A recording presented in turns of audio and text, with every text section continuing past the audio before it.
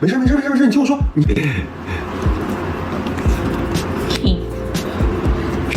没有，我跟你说，算了，给他们说一下吧，要不然的话，我怕他们又睡不着了，然后就有的人过来私聊，老大求求了，告诉我什么吧，要不我就睡不着了。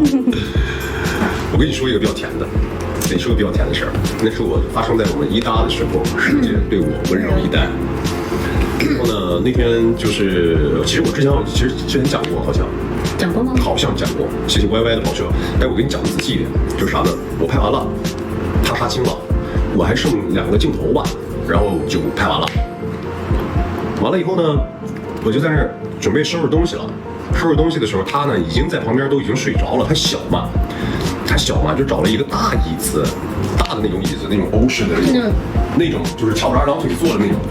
然后他小，他就左右往那一躺，脖子刚好就靠在那个扶手上。然后就这样窝在那睡觉。然后他把他那个大羽绒服裹上了以后，就跟盖了个棉被一样，就在那睡着了。然后我那时候也拍完了，拍完了以后刚拍完，我正在收拾东西呢，我就发现他们拍其他人的时候想要去，就他那个地方穿帮了就要把他给挪走。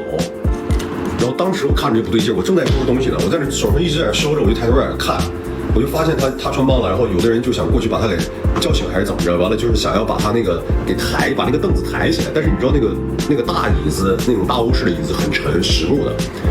然后我当时我就往这走，我说别等我一下。然后我就把东西已经放下了，我就往那边走。